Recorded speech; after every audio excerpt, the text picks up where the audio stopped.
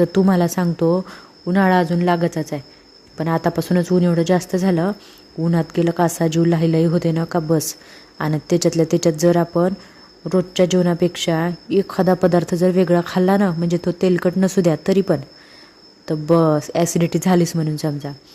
मग हे असं मस्त मसाला ताक प्यायचं, म्हणजे ॲसिडिटी तर काहीही खा तरी होणार नाही, आणि शरीराला पण थंड आहे, आणि तोंडाची चव पण वाढवते. म्हणजे जेवणाबरोबर तोंडी लावलं ना तर 2 चपात्या तर नक्कीच तुम्ही जास्त जेवाल.